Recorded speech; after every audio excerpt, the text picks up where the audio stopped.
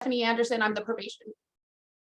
My name is Stephanie Anderson. I'm the Probation Foster Care Specialist at CPOC.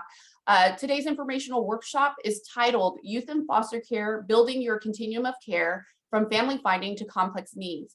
We have several housekeeping items before we begin. Everyone is automatically muted once you join. However, you are able to unmute yourself if you have a question. Also, the PowerPoint will be presented, or that's presented today, will actually be shared after the webinar. Also, we will be taking questions after each component of the presentation. So you can either use the chat function or you can use the raise your hand feature to ask questions. Now on to the great part. I would like to introduce our speakers today. From CDSS, we have Diana Wagner, who's the Assistant Deputy Director. We also have Sarah Rogers, who is the Chief of the System of Care Branch. And additionally, I would like to introduce you to Paul Vanetz. He's the Bureau Chief of the Placement and Child Welfare Services Bureau from Los Angeles County Probation Department, as well as Rachel Leidenberg. She's our Probation Division Director of the Special Services Division from Riverside County Probation Department. So these some of these faces may seem familiar because they've presented before. All right, well, with that being said, I'll go ahead and turn it over to Diana Wagner to get us started. Thank you, Stephanie. Caitlin, can you go ahead and pull up the PowerPoint? Thanks.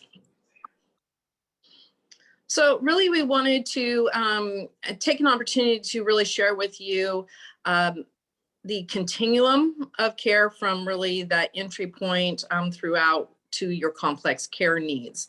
And some of these items we're going to talk about are really new initiatives that were just approved in the budget in July. And while I know we are now at the end of October, we are still in the process of doing some stakeholder feedback, and we'll be working on getting ACLs completed. And so you will have the opportunity to share some feedback on the Excellence in Family Finding and also the Center of Excellence in Family Finding. So just stay tuned for some of this. And so if I can move to the next slide, really an overview of today, as I just shared, is looking at the new Center of Excellence, an overview of the new flexible family support funds, and then we'll go into complex care funding and want to make sure that everybody is aware how to access it, how it can be applied to support youth in care. And then there will be the opportunity for both Rachel and Paul to share some of their experiences with both the complex care capacity building and the child-specific funding that is available. So again, the Family Finding and Engagement is a new budget allocation that's in the 2022-23 budget. And so just want to talk to you a little bit about that. But before we get into the Center of Excellence, just want to really highlight the importance of placement with relatives. And if we can go to the next slide. So within our CWS CMS, which is the database that child welfare uses, we do have information that we have pulled and looked at since 2017 that shows that there is a 53% increase in youth that had a first placement with a relative or extended family member, and 92% increase in youth whose predominant placement, so maybe not that first one, but their predominant placement was with a relative. So why is this so important? Because really what we found is that 75% of youth who had their first placement with a relative, when they have continued to remain in care 12 months later, they are still with that relative. So there's stability in their placement. There is that sense of belonging, and those needs are being met. So that's a pretty significant number, and we really do want to increase the percent of children that are going to their first placement with relatives so that we can decrease, the trauma that children experience. what we also know is that if we decrease the trauma, then there's a decrease in some of the behavioral responses due to that trauma, which in turn, that goal, I can't say with 100%, but that goal would be that then they would remain out of the juvenile justice system also.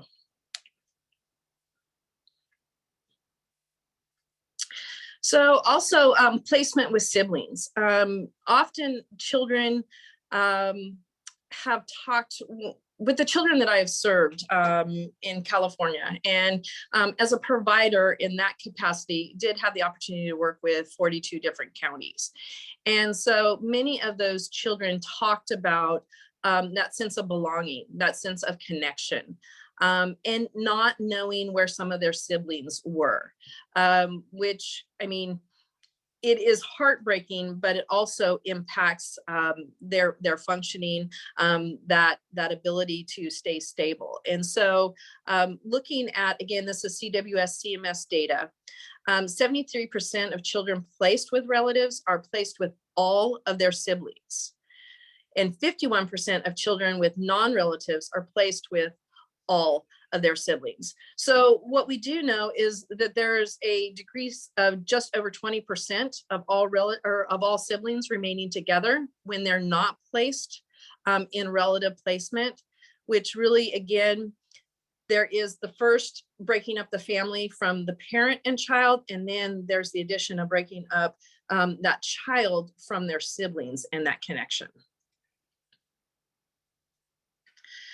So that really gives some background into why there was this investment in the family finding, engagement, and support.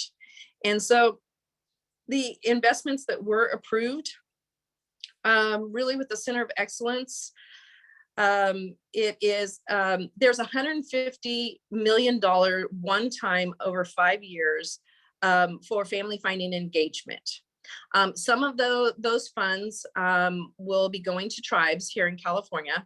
There's 5% that will be going to tribes to ensure that they can continue to do their family finding and engagement. And then the remaining will be going to county placing agencies who choose to opt in. And so, that is a piece of it. And then there is $750,000 of general fund that will be ongoing for a Center of Excellence to really support that family finding and engagement. And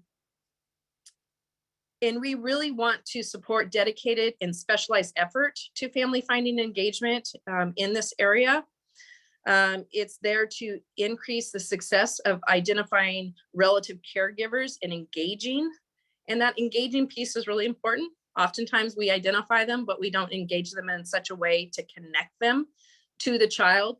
And whether that's through a placement or just ongoing connection and visiting children and being a part of their life, all that makes an impact for the child. And then also we will be working on getting ACLs and CFLs to be released in February of 2023. So that is the goal for more information on the excellence in family finding and engagement, and also that Center of Excellence. The flexible family support funds, and I do have a few slides on these top two that goes into a little bit more detail, but is the $50 million in general fund for 22-23 and 23-24. And it is there to really provide some supports to families in order to, that could be through respite care, that could be for connecting children to extracurricular activities to support their overall well-being. And so we really want children to remain in their homes. And so that money is there to help to stabilize the child and family both.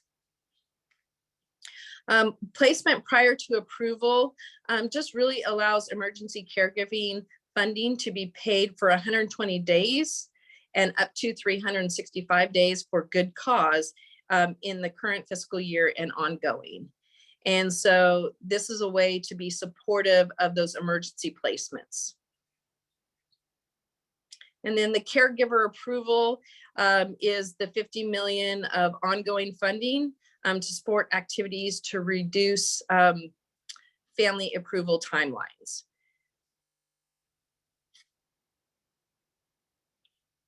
So if we go to the next slide, so the need for excellence in family finding engagement, and I did touch on this, but we really want to see dedicated and specialized efforts.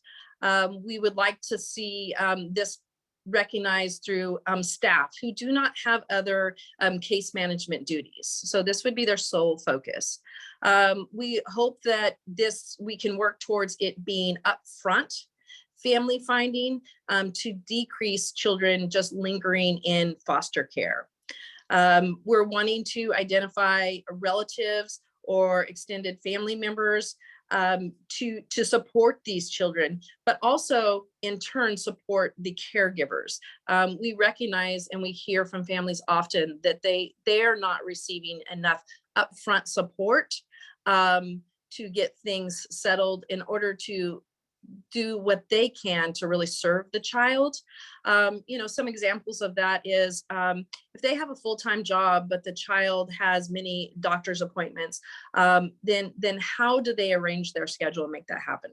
Sometimes with younger children, not so much with those with complex needs, but younger children, there may be daycare issues. And so what are the ways that really engaging that family and helping to support them right from the start to stabilize not just the child, but the family in this new situation. We are hoping that we are increasing. This is definitely a passion area for Angie Schwartz, the Deputy Director of Children and Family Services, is that we really increase the number of placement with relatives. And that children are able to stay connected to their family and possibly even whenever possible, stay connected and reunify with their parents by the parents receiving the services that they need. And just to call out why we see this so important is that really LA's upfront family finding pilot has showed a 75 to 80% of children in the pilot offices had their first placement with relatives and non-related extended family members. So just in this effort in the couple of offices in LA, I mean, an increase of or having 75 to 80% of children placed with relatives. I mean, if we could do that, then we can really focus on some of the specialized care models that Sarah can talk about later that would be need for maybe kids with more complex needs.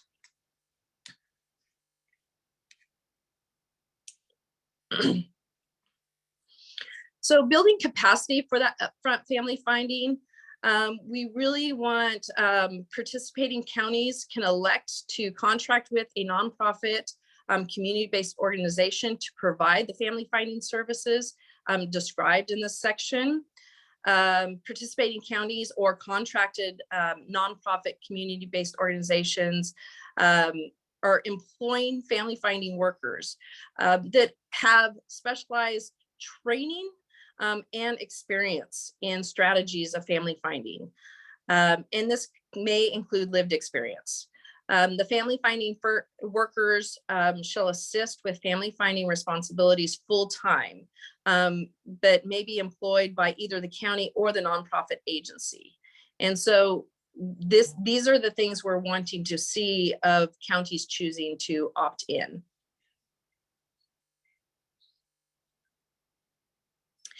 And then the funding for specialized permanency workers,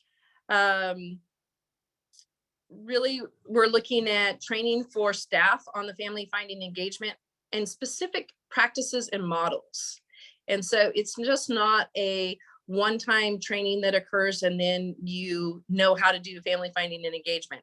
It really is looking at models that can be implemented within the county setting or by the nonprofit agency that can carry out the work.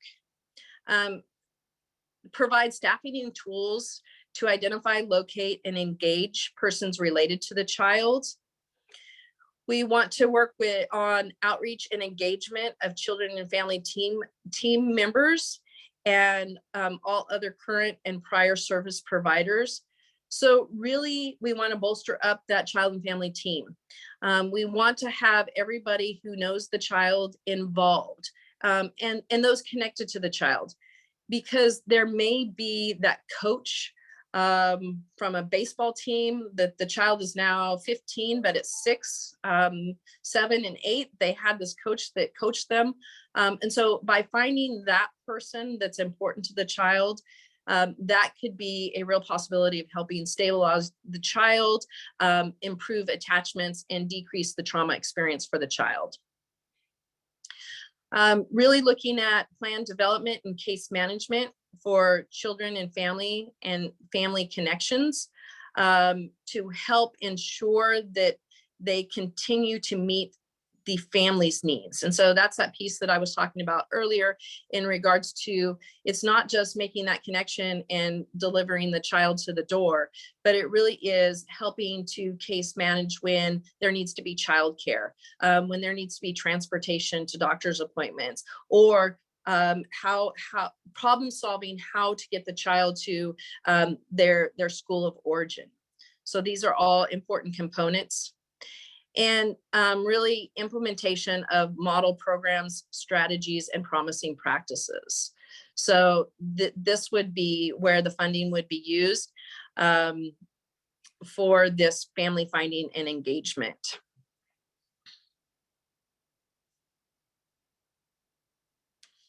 So with the flexible family support funding,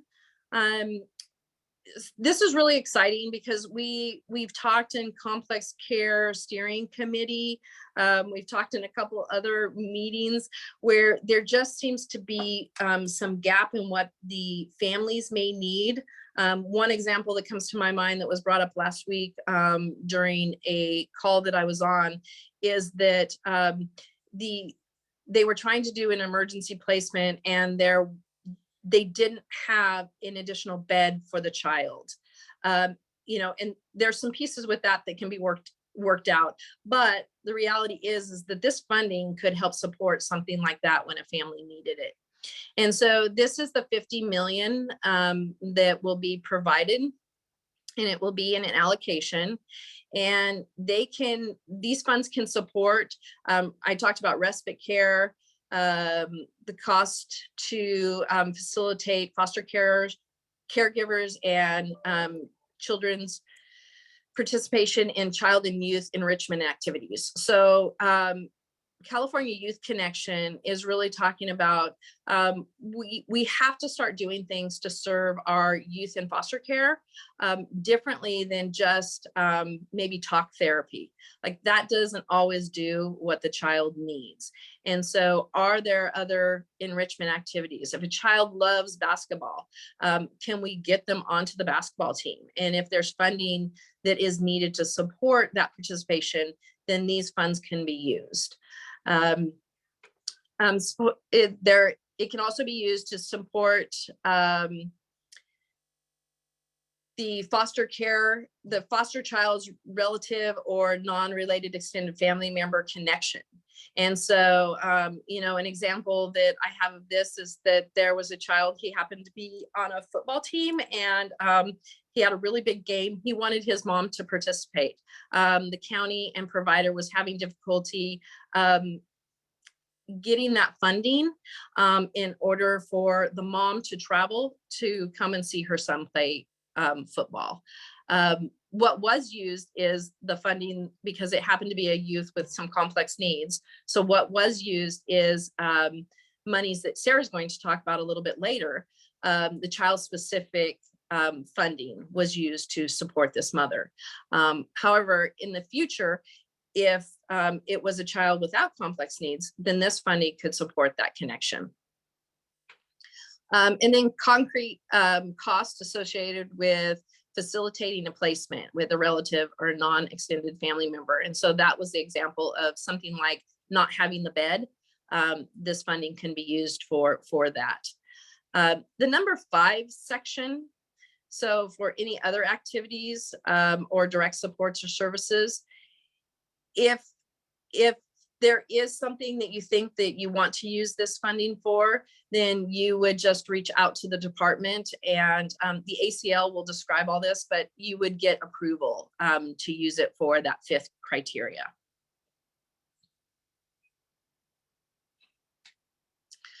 So do we have any questions at this point?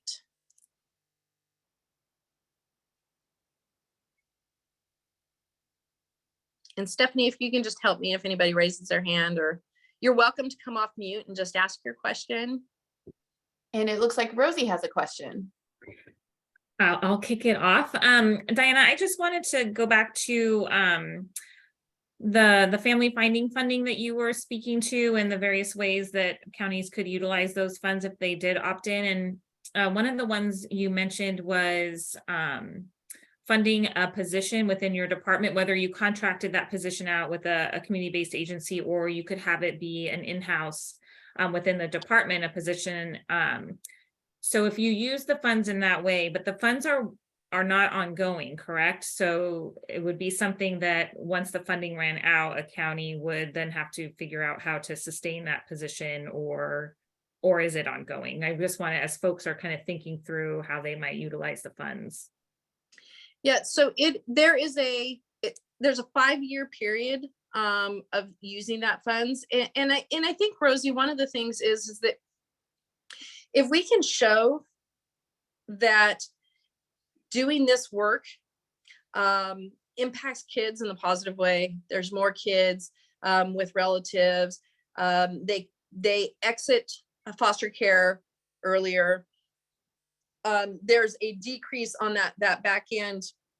When I say that, I mean, so if a child comes in at 2 years old or 5 years old and lingers in care until 17, I mean, that is quite a bit of money. So if we can show the success with this, then I think that we would be looking at how can we continue this. But we would need to show to the legislature that this is a path of stopping children remaining in foster care. Yeah, and that's where the data and the reporting requirements come into play, Yeah. because then that helps advocate. So thank you for that. Yeah, absolutely. Thank you for the question. And Diana, I have a question too, in reference to the family finding. Can the money be spent on like gift cards for families, like to go out to dinner, to, do things with engagement? Would that be Sarah? considered under enrichment activities? Oh, so that's on the flexible family, the flexible family support funds. Mm-hmm. So I'm not sure about the gift card piece. That's an area where I think we run into difficulty there. But you said things like dinner.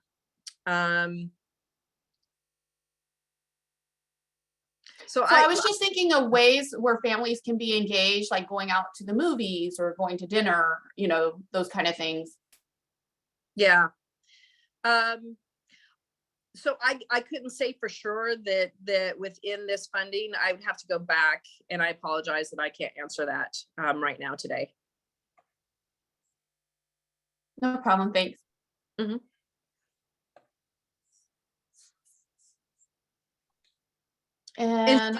And Sarah, I don't know if you would know that answer. For this funding, I am not sure what the answer is as far as the statutory basis and how you document the need. And I wonder if it's even determined yet. So I don't know the answer. In the case of the complex care funding, I can speak to it. But for this funding, it's a different population, a much broader population. So I'm not 100% certain if that has even been decided. And so, Stephanie, with that, I think that would be something that within the planning of the ACL, and also as you review the draft of an ACL for this area, asking that question there would be good. But I will follow back up with Valerie, honestly, on this. Thank you. Yeah, I've heard, you know, in the past, some counties have used that as an option to help, you know, with engagement and, you know, especially with resource parents. So it would be great if this could be captured as well. Okay.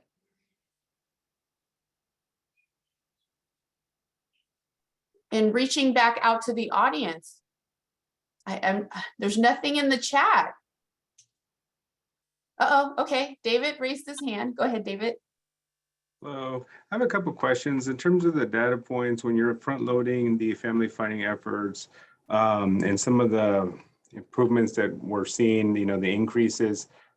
Were those all probation specific cases or were those child welfare cases?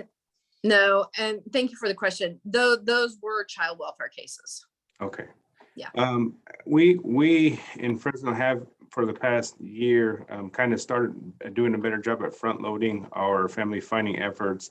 And we have actually seen that there has been some significant improvements in reducing numbers and finding better placements, even actually avoiding, you know, the placement altogether. So that was exciting to see. And I do believe that that process of front loading is very important.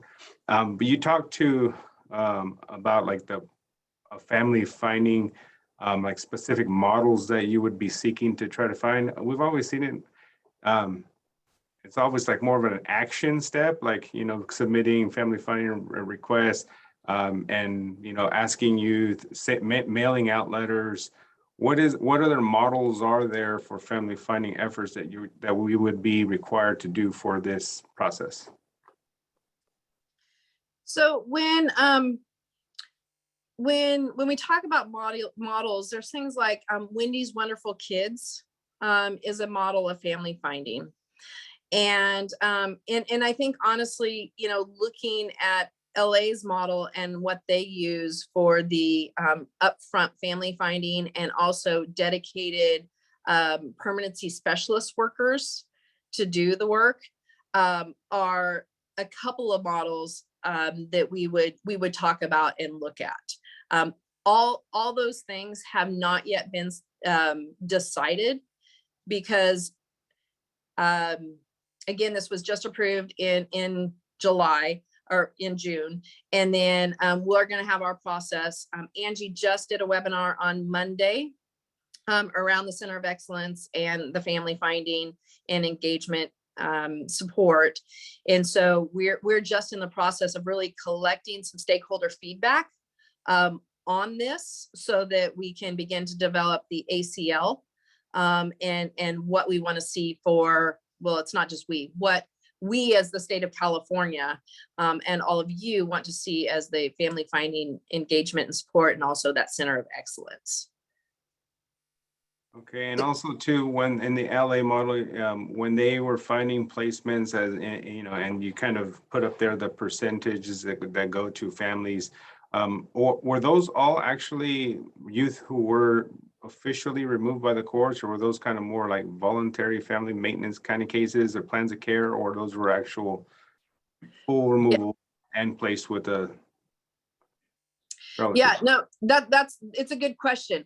So there was 2 regional offices where this work was done. So it was all of the above.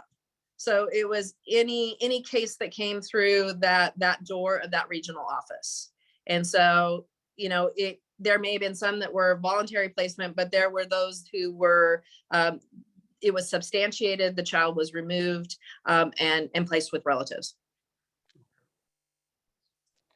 And then I had one last question too. The funding stream that, you know, where a family needs a bed or something like that to actually make that placement viable.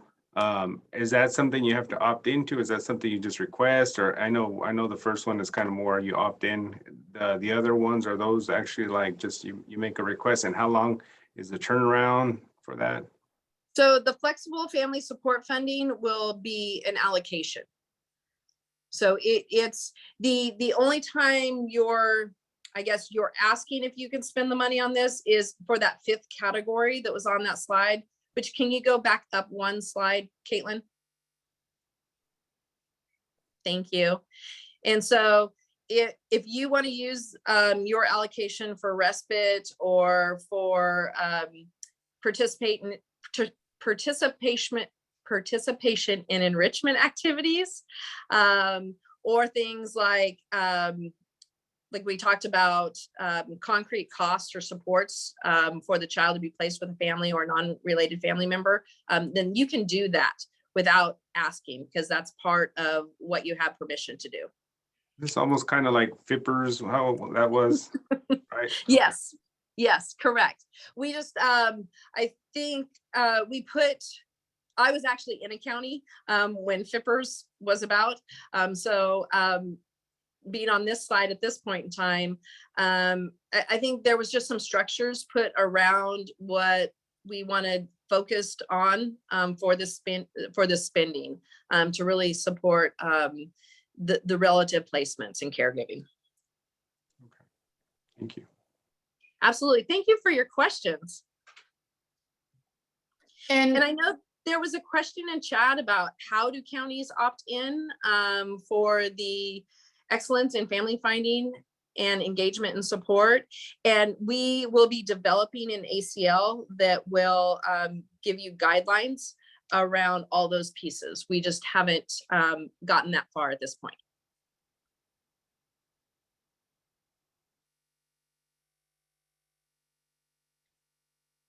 just want to check, are there any other questions? Before we go to the second part of the presentation? And I will see if I can get a link to the presentation that was on Monday and drop it into chat for you, so that you're welcome to go back and watch that, or assign it to somebody in your department to watch, because Angie did a whole, I think it was an hour-and-a-half presentation on the Center of Excellence in Family Finding and Support. That'd be great. Okay.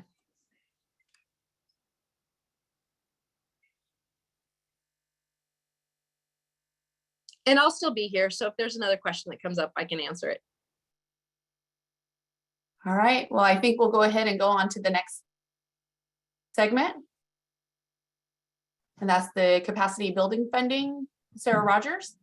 Thanks, Good Diana. afternoon. Thank you, Diana.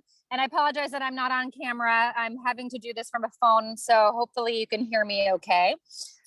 This funding is a little bit more developed. It happened a year earlier, and we really want to present this information because we're not, we are seeing that, at least on the probation allocations, that at this point, we're still not seeing the funds being expended fully. And we just really want to support anything, any efforts in any way we can assist in developing these proposals or ensuring that these dollars are expended, because we're very well aware of the hard work and the challenge that we're facing on complex care, supporting our children and families with complex needs. So one of the allocations is this capacity building, and you'll see it's 43.3 million.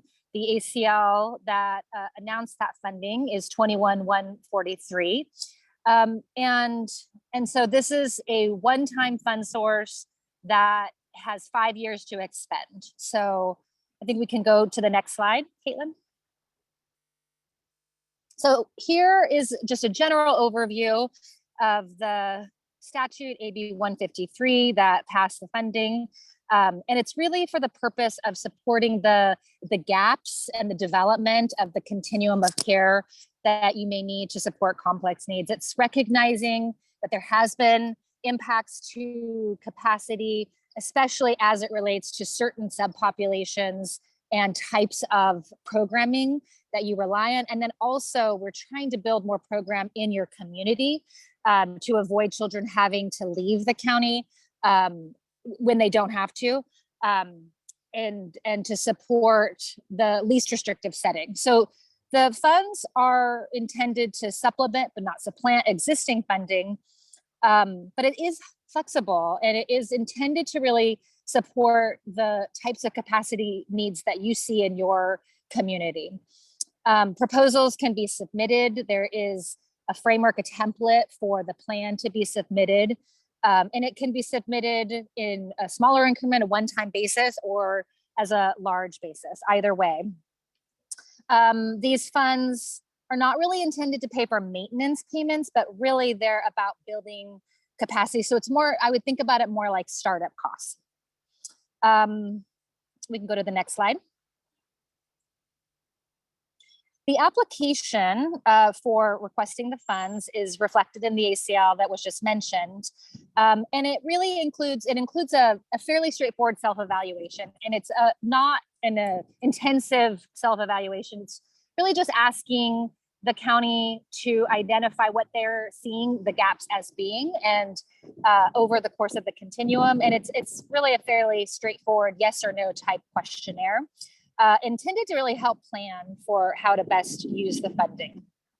And then you submit a proposal that is reflected in the ACL, and just identifying essentially what the funds are going to be expended on and how it addresses the capacity gaps. If the proposals would go to this website, to this email address, the rates policy at dss.ca.gov.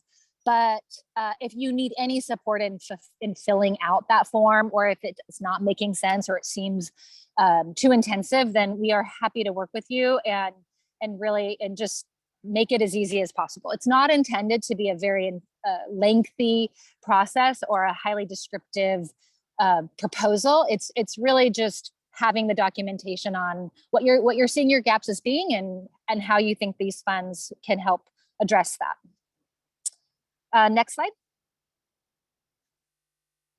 So when we receive the proposal, we review the self-evaluation and really just ensure that the necessary engagements, quote unquote, there is a requirement that you're working, or at least in some ways, communicated with your interagency leadership team, and that there's tribal consultation, that there's been tribal engagement as well. Those are requirements.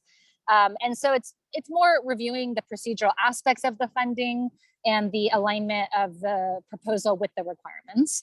And then we'll approve the plan. And then there are some data sharing requirements related to the gaps analysis that are also required. So again, if any of these steps seem challenging to complete, then please reach out to the team. Next slide. So this is just a slide showing kind of the basic requirements for that engagement, which county, the contact information, and then just the interagency leadership team members included. So that's information that's also required. And then I think we're going to hand it now to our Riverside partners to talk about their examples. Yes. Good afternoon. As Stephanie introduced, I'm Rachel Leitenberg. I work with the Riverside County Probation Department in our Special Services Division.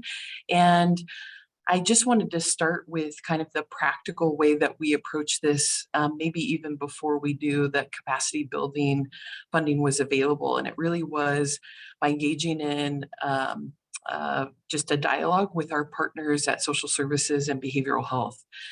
For me, it really started on one particular case where it was a dual status or dual jurisdiction youth, and she had significantly high needs, and we just did not have a solution that was proper to fit those needs. And we knew detention was not the place to rehabilitate what was going on with that youth. And so in the midst of that dialogue with our social service and behavioral health partners, the opportunity for capacity building emerged, and we collectively worked together to complete the self-evaluation. I think the practical way that if you go back to your placement units, or if you are a part of running those placement units, that you identify what you need is by looking at the clients that are languishing for an unnecessarily long period of time in your detention facilities, or who are constantly cycling through the levels of care that you're providing. And it's interesting how that correlation from what we suspected and what came out in the self-evaluation really confirmed that we knew that we needed lower levels of care. And I don't know if this is true for your departments, but I think it was for ours. is sometimes intensive needs correlates for us in probation as more restrictive settings. And what this got us to remember and think about is that intensive needs do not necessarily mean that you house those clients in more restrictive settings. We just need to create the capacity in less restrictive settings with more services. So one of the other things that we talked about might be valuable to you all was, what are some of the examples that are in the capacity building plan that Riverside County submitted? To go back just a little bit, when we were in the midst of trying to solve this one particular case, we engaged with a private provider, and they basically said, we can provide you some assistance with this client, but we think that you're not necessarily asking the right question. We can help you solve your crisis, but we want to engage potentially in a longer conversation about how you can try to prevent that. And so through consultation with them and really looking at how we can build a continuum of care, here are a few examples that we are working on to develop. One is the intensive stabilization services. So with those services, that is basically an entity who we employ to be available 24 hours a day for responsiveness to those less restrictive settings that will help stabilize whatever crisis that the client is facing. So you have a youth that may be in an RFA setting, that when things may go awry, we actually are working to build in that entity that can respond to help stabilize and basically preserve that placement. We also are proposing to use our capacity building dollars to this tiered placement approach, which both encapsulates intensive services foster care with wraparound, as well as enhanced intensive services foster care with wraparound. Those types of services help support youth with higher emotional and behavioral health needs that exceed what you would traditionally find in a resource family, and who still continue to have a need that could be met in a home-like setting.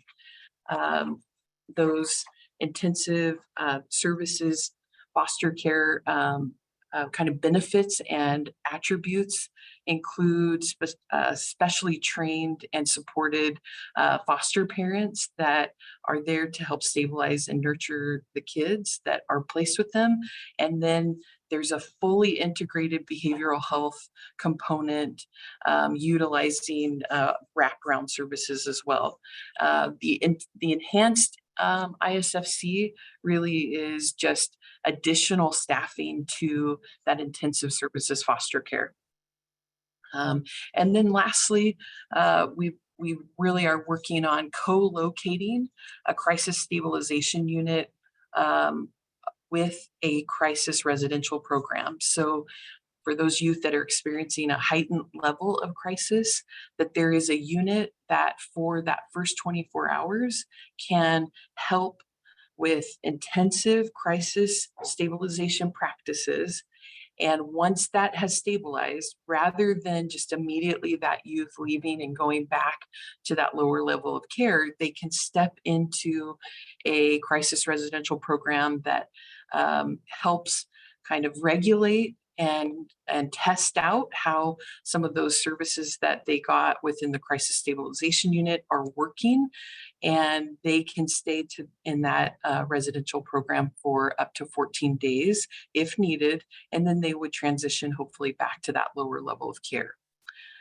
So we'll pass that over to Paul.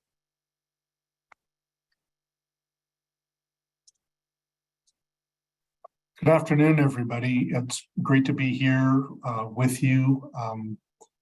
Just want to acknowledge and thank my fellow panelists and CPOC for pulling us all together today, and recognize many names, and I don't know how to say how many faces, but many names and partners, and thank the team from Los Angeles County, those that were able to join us here today. So we had to partner with several very important groups in order to make this happen in Los Angeles County, make our proposal happen. So we have, like you, every county is unique and has, just because it's Los Angeles County, to scale, our issues are very similar to yours, regardless of where you are in the state, the size of your county, the size of your departments. So there were several areas in which probation worked with our other partners that are within our system of care. And I want to make, and it was briefly mentioned because I think it was Sarah that mentioned the ILT, that this is really an aspect of our AB 2083 system of care. So bearing that in mind, there were several areas in which we identified matters that would, areas that would be of benefit to our community using these funds, the capacity building funds. And the first is to establish or enhance our specialty mental health services for non-minor dependents. We have a considerable number of young people who are, we would call transitional aged youth. So we partnered with our county behavioral health, our child welfare, probation child welfare, Department of Children and Family Services to establish an enhanced way for us to reach out to our young people who may not have tremendous levels of mental health support. And there have been some very tragic situations, but essentially when we look at the gaps in our service continuum, which I would urge all of you to do, is look, when you're looking to establish a proposal, look at the gaps in your service continuum, and this was one of ours. The second gap in our service continuum had to do with preventing homelessness amongst our transitional aged youth. We have, like your county, like many of your counties and jurisdictions, have a significant a significant number of transitional aged youth who are homeless and on the street, and we have to all pull together here locally to really stem that, is push back against homelessness, especially youth that are exiting out of the, exiting out at age 21. We work with our Homeless Services Authority and many of our community partners, our ILP services, and a range of folks that are dedicated to preventing youth who transition out of our systems and prevent homelessness. The third area that is our identified service gap is contracting with specialized smaller STRTPs. We have youth, and this is, let me just stop right there. When we, LA County had placed a number of youth out of state until early 2021 when the state decertified the out-of-state placements. We view this community capacity building as all of this is an opportunity to find an alternative to what our county was doing in terms of placing outside of the state. And they break down into two groups. Essentially, there are CSEC youth, our commercially sexually exploited children, and also our youth who, many of whom were denied, we recommended, say, DJJ. And there was a plea bargain and the courts ordered many of our kids into an STRTP, and they really could not be serviced locally or within the county. So we turned our out of state. So this is what we view as an opportunity to build capacity for our higher risk and higher needs youth that are not specific to children, and to build capacity to serve that population.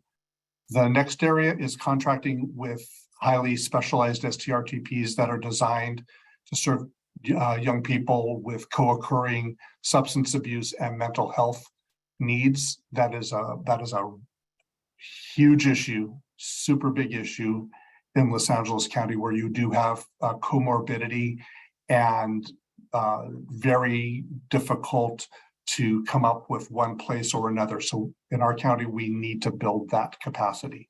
And then the final area of our proposal, actually we submitted 5 different proposals because they were 5 different proposal areas, is contracting with highly specialized smaller STRTPs to serve children who identify as lesbian, gay, transgender, questioning, LGBTQ plus and plus, to be inclusive of all sexual orientations and gender identities.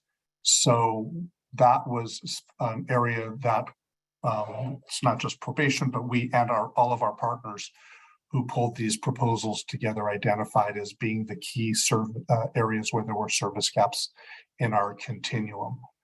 And, I would just, again, want to emphasize that this is, and it was said earlier, this isn't all that difficult. Okay, pulling together the ideas, brainstorming and getting these ideas onto paper is one thing, but actually making them a reality is, and moving it forward is something that, when we say system of care, we really need a system that cares. Anybody who's heard me say that about 1 million times, the system that cares is the one that best serves our young people.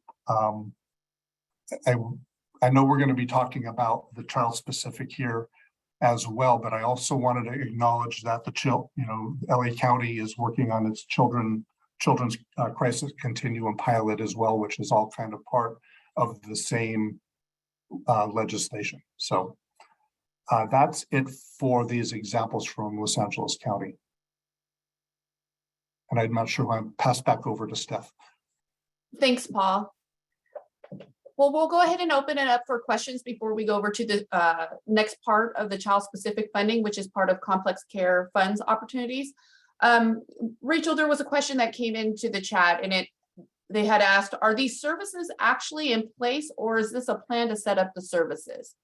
It is a plan to set up the services, but what I will tell you is that the crisis residential program, where our hope is to partner or pair it with the crisis stabilization unit, one component of that does exist. It is in Ventura County. They partner with Seneca Family of Agencies to run that crisis residential program. So it is a licensed STRTP. So that, Stacy, might be a place for you to start if you're looking to see the practical application of that idea, but all the rest for Riverside County are in the planning stages. Thanks, Rachel. Are there any other questions as it relates to capacity building? I know it's a big one, so.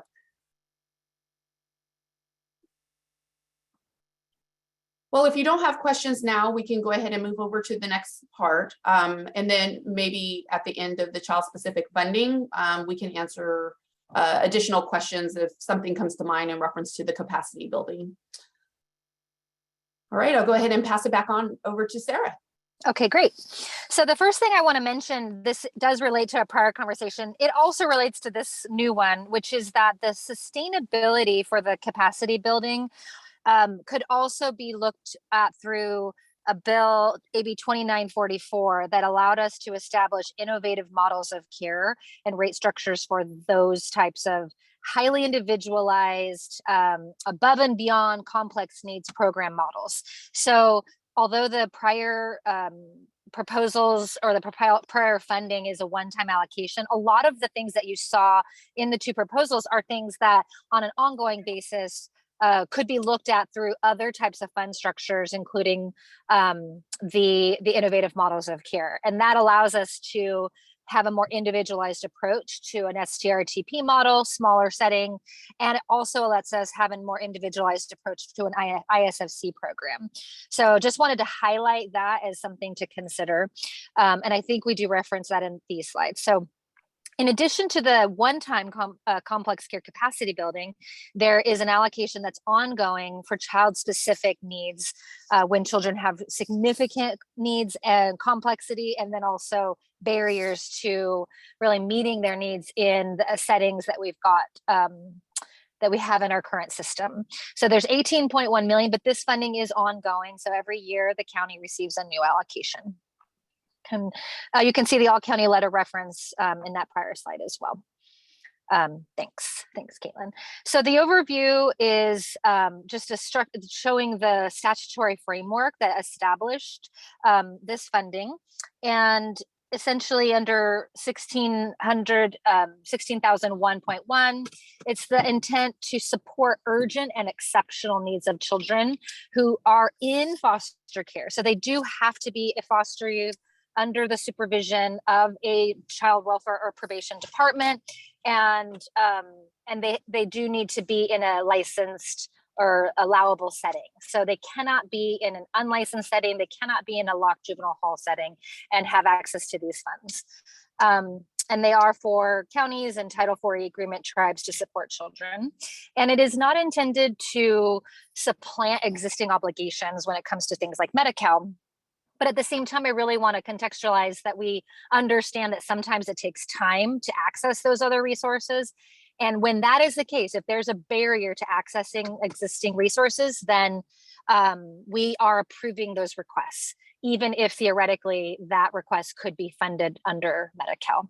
And so I think that's really important. So please do reach out if there's barriers. Essentially, these are really flexible dollars to overcome barriers to meeting the needs of a child in the least restrictive setting.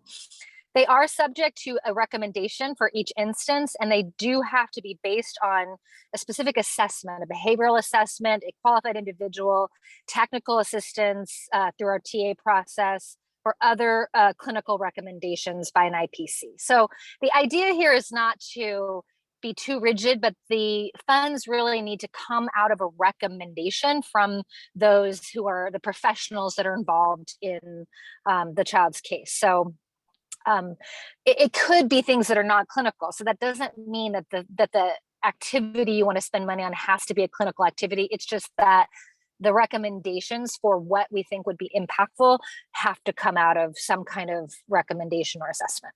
Okay, next slide.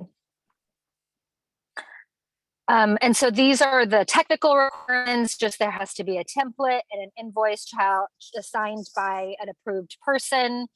They get allocated, the funds get allocated to the counties pursuant to the CFL. The last one was 2122-35. And it can be claimed retroactively. So one of the things we really want to emphasize to you all is that we are thinking that you may have spent dollars on children in your care already and not realize that you could claim those funds to back all the way to July 1 of 2021. So any county that has not expended these dollars, we'd really love to work with you to identify whether there's anything you've already done in that time period that could be claimed. But it cannot supplant existing expenditures or things that you already have a fund source to pay for. So we're wanting to support the funding to get fully expended, or at least more expended than it has. So please reach out if you either don't know or have not expended your funding. Next slide.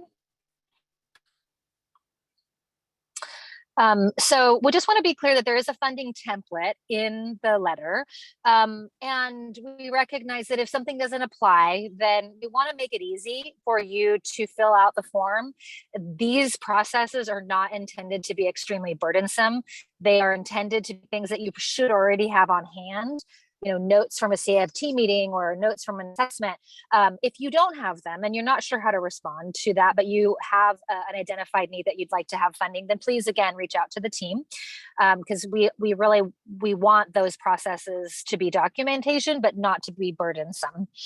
And then it can be expedited, very quickly turned around if there's a clear documentation of any of these types of assessments that support the activity, a QI assessment, mental health assessment, IPC documentation, or other types of kind of medical or developmental assessments.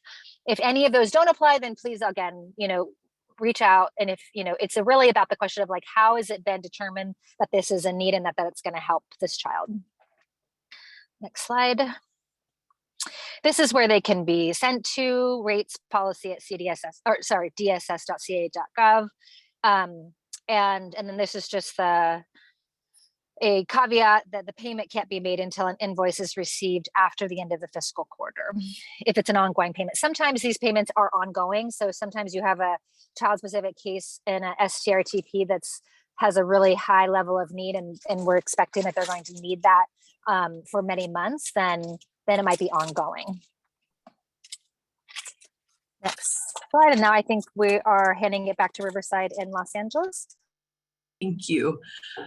So we've had the opportunity to use this funding for a couple of our youth, and I asked myself maybe the questions you may be asking yourself about how do you identify the youth that qualify, and I'll go back to what we talked a little bit about with the complex care funding and capacity building. Is first indication is usually those clients that seem to be waiting for an unnecessarily long period of time for placement. It's also, I think about the youth that come through your system that when you get the screening packet, it's 50, 75 pages. Those are usually the youth that are not necessarily going to fit into the conventional lower level or even regular STRTP or above care. And so the youth that we have used it for are fitting that exact profile. They definitely have some delinquency involvement, but really the needs that they're demonstrating are a high level of mental health need, and there are some that have some developmental issues as well. And just as Sarah pointed out, when in doubt, apply. First of all, I want to compliment Sarah and her team of their responsiveness to us. I know Paul has had a similar experience that they are so helpful and so responsive and so quick to review the application and give you the thumbs up, or if it's not a thumbs up right away, just this small amount of tweaking that's needed can be done quickly and the approval is done. Some other tenets, I think of our most recent youth that we applied for. We unfortunately did not see him suitable for a lower level of care like an FFA or RFA, but we knew within the STRTP, a conventional STRTP, there wouldn't be the level of intensive service delivery and staff oversight that was needed. So we approached one of the placements we felt was most suited for the client to be placed with and asked them, how can we work with you to provide what this client needs? And so when I say build your plan, really it is highly collaborative, as placement usually is, consulting not only maybe the current providers that you have, but also local agencies who may be willing to partner with that placement to come in and supplement the service delivery to help create stabilization for that client. I have some of my team members here on the call, and I think some of the work that they did to set that placement up as successfully as possible with that robust plan to support that client. Although he didn't stay for as long as we wanted, it was we were lucky to. He absconded, but we were lucky to have him back in our custody, and much to our glee, they are willing to take him back. And I think that's such a testament to as I said, the collaboration up front with the placement. They knew what they were getting, and I think they felt like they could put in place the type of resources to support it. So they were more apt to have the youth return if for some reason they're not able to successfully complete in that initial admittance. And then, as I said, the application process and as Sarah said, is relatively simple. I would encourage you, if you haven't seen it, to pull up the ACL that it has the attachment with it, so that you're prepared for whatever items are on that application. Makes it very smooth as you're walking through the process. You pretty much have all the answers you need. Paul, I'll turn it over to you. Thanks so much, Rachel. And I again want to acknowledge and echo your comments on how terrific it is to work with our partners at CDSS. There's no for me at least, not for you, but for me at least, no question too silly. You know, the technical assistance, the support, the patients, has just been, it's been great, and it helps us navigate, I think, something that's new to us, and again, to the benefit of the kids that we're working with. I can't see all of this, but I'm going to leave it up to our moderators. By a show of hands, this is audience participation time. I'll keep it brief. How many people from this meeting, across the meeting, have a kid you would consider to have complex care needs? Just give me a little hands up in the, reactions box. Come on. Raise your hand. All right. All right. I'm going to just take that as everybody. Yeah. Okay. So well done, everybody. Thank you. So this is not the most difficult thing of all time, but it's an opportunity for us. And I'm going to give you, an example or two here, how we went about this. We have, I'll put my complex kid up against your complex kid, and I'm guessing we're going to have, a good discussion on all of the things that led up to this kid's, the trajectory of this kid's life and what led them to us and what we're facing at this point. And Rachel pointed out something very important, which is stability. We have kids who have extremely unstable situations in their lives. They might think they're stable, but by all objective, by all objective viewpoints, certainly these are kids that have a lot of issues going on. And the example I'm going to give you here is a girl, female youth, who is a C-sec child and has been involved in as being a victim, being exploited for a very long time. Her mom it comes from a similar background, very much gang involved, controlled by their gang. And this kid is a runner. She's got suicidal, self-injurious, using drugs. And she had been, we're a dual status county, and some of you are dual status counties and some of you are not. We are in LA County. And at the point where we were working with this girl, originally she had, our Department of Children and Family Services was the lead agency. And she was also on probation at the same time. And she ran off, and we didn't know where she was. And the next thing you know, some of you may know this story, and you will not know her name, so I'm not going to give away. She was shot and left for dead, and by her own gang, we believe. And she kind of picked herself up out of the dirt. And when I asked her, "How did you pick yourself up and get out of the dirt and start walking down the hill?" She said that I was so high on meth that my body just got up. And one thing led to another, and she lost an eye, and she had a couple of other gunshot wounds. And the question was, how do we stabilize this kid?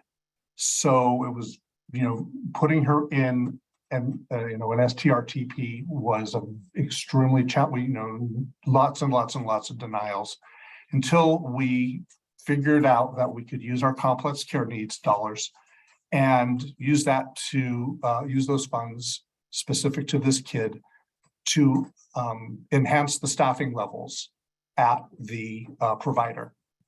And the provider was agreeable to, use those funds. And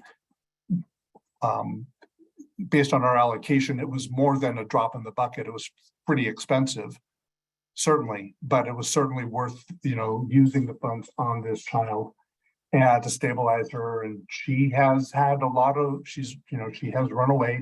She has left care more than once, and she's a runner. And we will continue to work with her and use these funds to enhance the staffing and supervision and support of this kid. So that's the main example of how we've used these funds. In the past, we may have very easily pivoted to placing her outside of the state.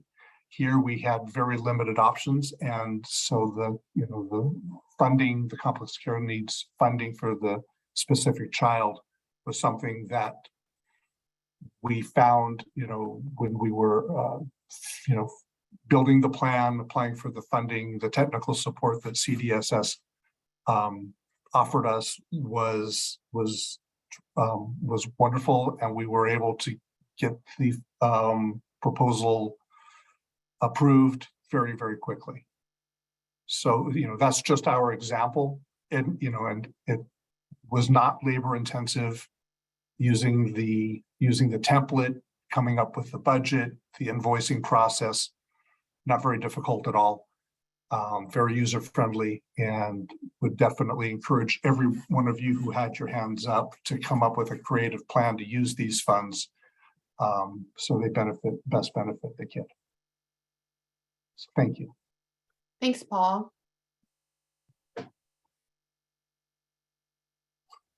So And I'll pass it. I was trying to see if we had any questions in the chat. I don't see any. But I want to, while waiting just so people can process, because of course, Paul, that story that you just shared, it's a lot, especially with the mother, like you had said, that was also involved in the gang too. Like, it's generational trauma, and so looking at what we can do to help youth, with these type of situations with complex needs. So while waiting for if folks have questions, I do want to. Stephanie, let me add one thing, that it wasn't just putting her in a place with additional staffing support. It was, through the CFT process, getting her all of the services and pulling them all together. That really is, at least on our side, on the side of those of us who are serving that kid, that's really where we need to start, is not just having, thinking we're going to just hire extra staffing and that's going to help. It really is a comprehensive plan for that kid. Very valid point, yes. Are there any questions in reference to child-specific funds? Once again, we want to reiterate that it is a very, very easy process. And, please feel free to also reach out to me at CPOC. If for some reason, you're like, hey, I want to, it got bounced back, or, whatnot, what you've submitted, and we can most definitely look at connecting you with a direct person over at DSS. So to further discuss and look at ways to spend the funds. One thing I would also like to highlight too is, once again, these funds are retroactive. Last year, this is from for services from last year. So it's still not too late. The money doesn't roll over for the child specific funds. However, if you've already used money for that, meet these requirements for child specific funds, then you're able to still submit. And Stephanie, I think that's our last slide. The invoices are due for the prior fiscal year, December 31st. So Sorry, Sarah. No, that was a perfect pitch from you, and I'm going to reiterate. And I just really want to encourage anyone who has not submitted either one or is fully expended, please reach out to us. The email address is there. If your experience with our team is not what was just described our other county partners, please also reach out. We really are hoping to fully support you and find a way to make these funds available for your youth.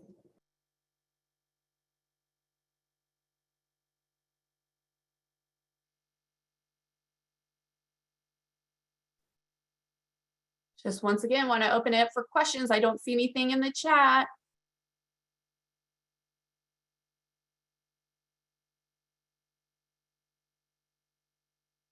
All right, Sarah, and I think there's one more. I might have jumped the gun on the question slide. So there was another slide. I might have jumped the gun.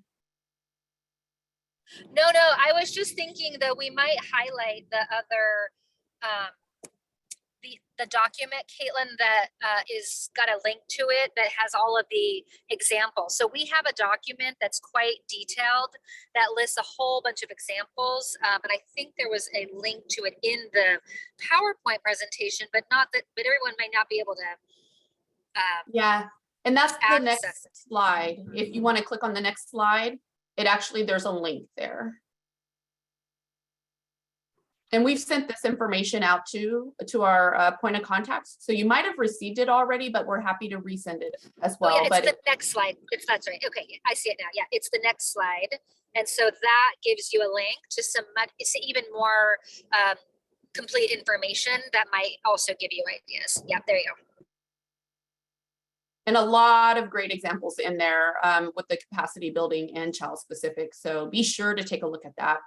And we'll also send that out again on our foster care update.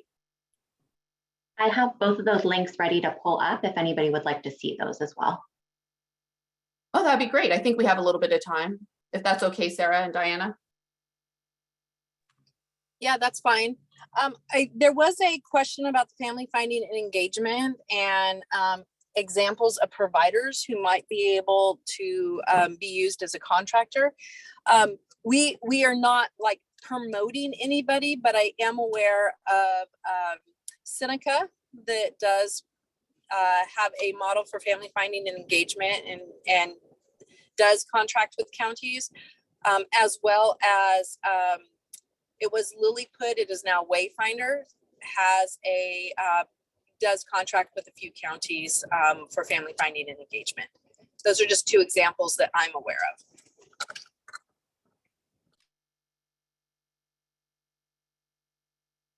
Thanks, Diana.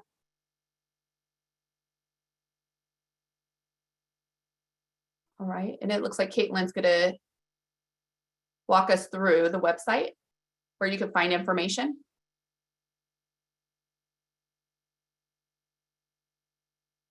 So this is the website, and then we also have another link here as well. And this link here is, once again, examples of how to utilize the complex care funds with capacity building as well as the child specific funds. So a lot of great examples, because I know sometimes the counties get stuck on like, well, how do I know what qualifies, or, you know, and the amount of time we put into submitting this, but these are some really great examples. And once again, if you have additional questions, you know, feel free to reach out to myself. I'm happy to connect you to the right person at DSS. And I just want to reiterate something that Paul said. If you're kind of stuck and you're wanting to have a conversation, you know, I can say that Sarah has made herself available. I have made myself available for there to be that conversation. So you feel like you have a moving forward when completing the plan to submit to simplify the process. So we do want to make this process as easy as possible for you to secure funding you need for those children with complex needs.